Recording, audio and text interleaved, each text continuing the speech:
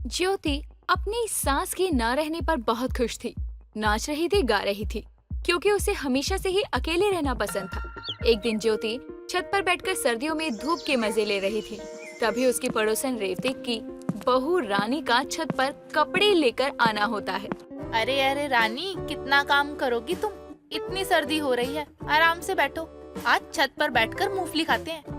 ज्योति, आराम से बैठना तुम्हारे नसीब में है, मेरे नसीब में नहीं।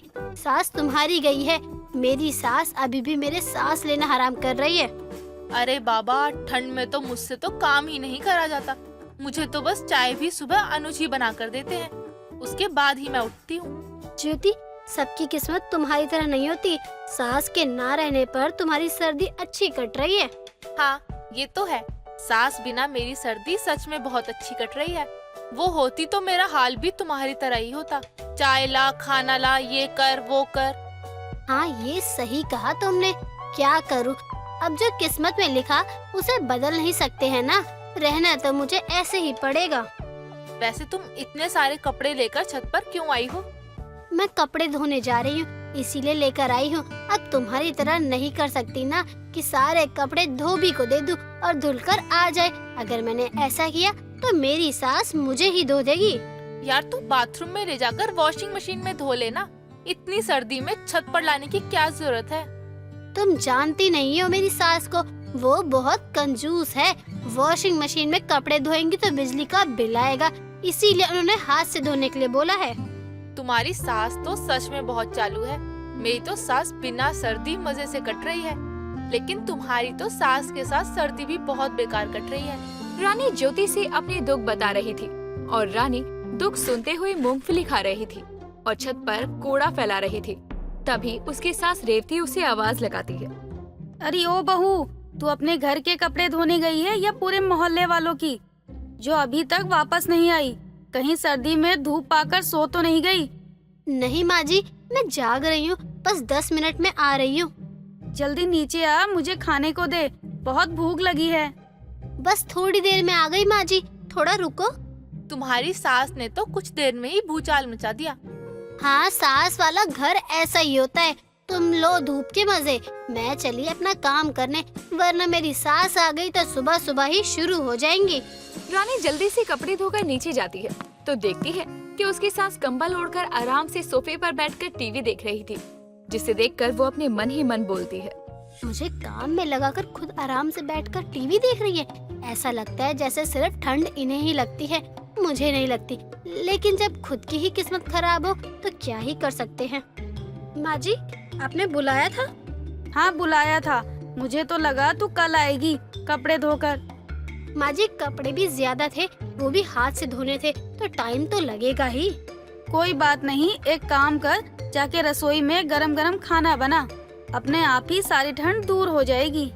रेवती की बात सुनकर रानी को बहुत गुस्सा आता है, लेकिन वो बिना कुछ बोले वहाँ से चली जाती है और रसोई में खाना बनाने लगती है। दिन बीतते हैं, तभी एक दिन ज्योति अपने पति अनुज से बोलती है। यार, सर्दी बहुत है, मैं सोच रही हूँ कहीं बाहर डिनर करके आते हैं। कौन घर में बनाएगा? यार, अभी परसों ही तो गए थे बाहर खाने के लिए, आज फिर तुम बोल रही हो, ऐसे अच्छा नहीं लगता। अरे तो क्या हुआ, सिर्फ बाहर डिनर के लिए ही तो बोल रही हूँ। वैसे भी सिर्फ हम दोनों ही तो हैं। वो सब तो ठीक है, लेकिन आज बहुत सर्दी है, मन ही नहीं कर रहा घर से बाहर जाने का। घर में ही कुछ हल्का फुल्का बना लो ना। सर्दी में ही तो बाहर जाने का मजा है। घर में बनाऊंगी तो बर्तन क्या तुम साफ करोगे? देखो, मैं इतनी ठंड में बर्तन नहीं धोने वाली, तुम साफ करोगे तो बताओ। ठीक है, तुम जाओ, तैयार हो जाओ, मैं चलता हूँ तुम्हारे साथ। अपने पति की बात सुनकर ज्योति खुश हो जाती है और अपने कमरे में तैयार होने चली जाती है। जहाँ एक तरफ ज्योति बिना सास के सर्दी के मजे ले रही थी, वहीं दूसरी तरफ रानी अपनी सास के चलते सर्दी में दुगना काम कर कर के परेशान थी। कुछ देर बाद अनुज और ज्योति बाहर जाने के लिए निकलते हैं। तभी रेवती उन्हें पीछे से टोक देती है। इतनी रात गए दोनों मियाँ बीवी, कहाँ जा रहे हो? लो, बस यही बाकी था। अगर ये नहीं टोकती तो इनका खाना हजम नहीं होता। आंटी जी, वो मैं ज्योति को बाहर डिनर करवाने के लिए ले जा रहा था। इतनी सर्दी हो रही है, बेचारी 2 लोगों के लिए क्या ही बनाएगी। बेटा, बहू की आदत ज्यादा मत बिगाड़, वरना इसको ऐसे ही सर्दी में काम ना करने की आदत हो जाएगी और फिर ये रोज तुझे बाहर खाना खिलाने को बोलेगी। आंटी जी, आपसे हम मियाँ बीवी का सुख देखा नहीं जा रहा क्या, जो आप मेरे पति को भड़काने की कोशिश कर रही हो? बहू, मैं भड़का नहीं रही हूँ, बल्कि समझा रही हूँ। अगर तेरी सास यहाँ होती तो मैं भी देखती कि तू कितना बाहर घूमती। आंटी जी, आप अपने काम से काम रखिए ना। आप क्या चाहती हैं कि जैसी हालत आपने अपनी बहू की करी है वैसी ही मेरी हो जाए? बहू, तो कहना क्या चाहती है कि मैं अपनी बहू से प्यार नहीं करती, उसे दुख देती हूँ? जो चीज दिखाई दे रही है उसमें कहने के लिए बचा ही क्या है? ज्योति, तुम ये क्या बोल रही हो? रेवती आंटी हमसे बड़ी हैं। जाने दे बेटा, जो जैसा होता है वो वैसा ही बोलता है। मुझे इसकी बात का बिल्कुल भी बुरा नहीं लगा, लेकिन हाँ, तेरी माँ सुमन के बारे में सोचकर जरूर बुरा लग रहा है। क्यों आंटी जी, आप ऐसा क्यों बोल रही हो? क्योंकि बिना सास के तेरी बीवी की सर्दी तो बहुत अच्छी कट रही है, लेकिन इतनी सर्दी में तेरी माँ गांव में कैसे काम कर रही होगी, कैसे रहती होगी, ये सोचा है तूने? रेवती इतना कहकर अपने घर चली जाती है और अनुज और ज्योति डिनर के लिए चले जाते हैं। कुछ दिनों के बाद अनुज के पास सुमन का कॉल आता है। बेटा, मुझे तेरी बहुत याद आ रही है। मैं कुछ दिनों के लिए वहाँ आना चाहती हूँ, अगर तुम लोगों को कोई परेशानी ना हो तो। माँ, आपका ही घर है, परेशानी कैसी? मैं जल्दी ही आपको लेने आता हूँ।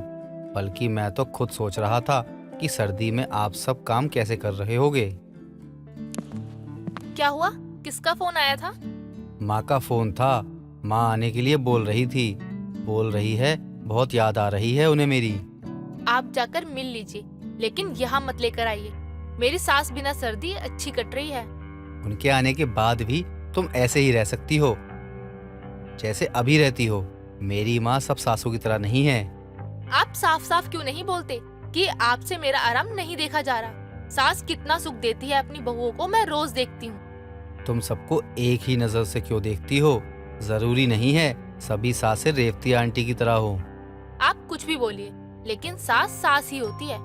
ज्योति, मैं मानता हूँ माँ के ना रहने पर तुम्हें बहुत आराम है, लेकिन उनके आने पर भी तुम्हें कोई परेशानी नहीं होगी। घर में बड़ों का होना बहुत जरूरी होता है। अगर माँ होती तो रेवती आंटी की हिम्मत नहीं होती हमें रोककर पूछने की कि कहाँ जा रहे हो।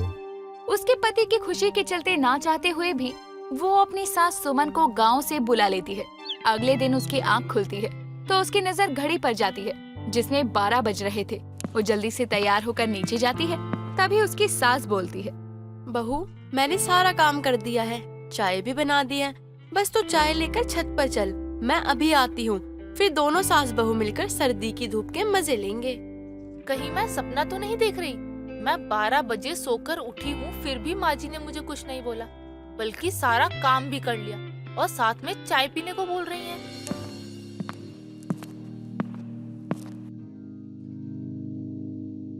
क्या हुआ ज्योति? सास के आते ही सर्दी के सारे मजे खत्म हो गए। लग गई ना तुम भी काम पर।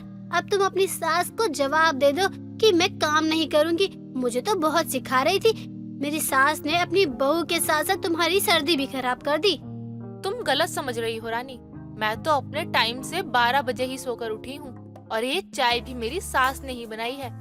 और सिर्फ बनाई ही नहीं, बल्कि साथ में पीने भी आ रही हैं। मैं तो बस छत पर चाय लेकर आई हूँ। कुछ देर बाद सुमन छत पे आ जाती है और दोनों सास बहू मिलकर साथ में चाय पीती हैं। ये देखकर रानी का मुंह बंद हो जाता है।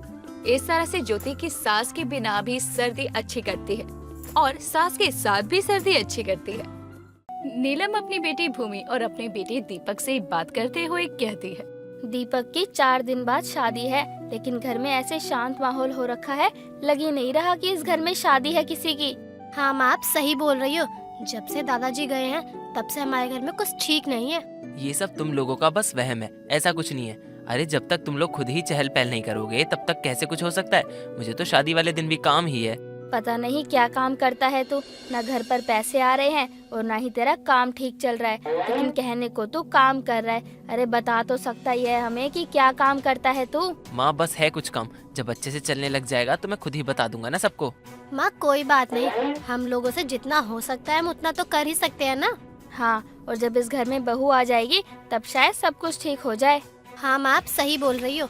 हम लोग ही खामखा चिंता कर रहे हैं। दादाजी हमारा कुछ बुरा थोड़ी चाहते हैं जो उनके जाने से हमें ये सब झेलना पड़ेगा। वहम ही होगा ये सब। हाँ, हमें दीपक की शादी पर ज्यादा ध्यान देना चाहिए। 4 दिन बाद शादी है इसकी, और दीपक अभी से बोल देती हूँ तो अपनी शादी वाले दिन कोई काम नहीं करेगा ये ऑफिस का। लेकिन माँ मुझे जरूरी काम है, मैं मजाक थोड़ी कर रहा हूँ। जरूरी नहीं होता तो मैं कुछ नहीं बोलता। भैया सारे जरूरी काम ना बाद में भी हो सकते हैं, लेकिन अभी इस समय हम सबके लिए सबसे ज्यादा जरूरी आपकी शादी है, और आप खुद ही अपनी शादी में बिजी रहोगे, ऐसा अच्छा नहीं लगेगा ना। हाँ, अगर तू अपनी शादी में काम करने लग गया ना तो तेरे लिए अच्छा नहीं होगा, समझा? नीलम अपने घर की स्थिति को लेकर काफी ज्यादा परेशान रहा करती थी।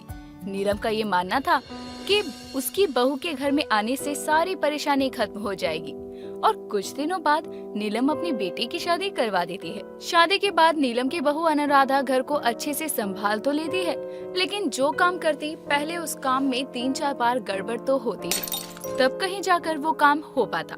लेकिन अनुराधा फिर भी कोशिश कर रही थी कि सब ठीक ही रहे। कुछ दिनों बाद अनुराधा छत से कपड़े उतार कर ला रही थी, तभी उसका पैर फिसल जाता है और वो सीढ़ियों से गिर जाती है। अनुराधा के गिरने की आवाज सुनकर वहाँ भूमि और नीलम भागते हुए आते हैं, और अनुराधा को जमीन पर देखकर भूमि बोलती है, भाभी आप यहाँ कैसे गिर गई? आप ठीक तो है ना? कोई चोट तो नहीं लगी ना आपको?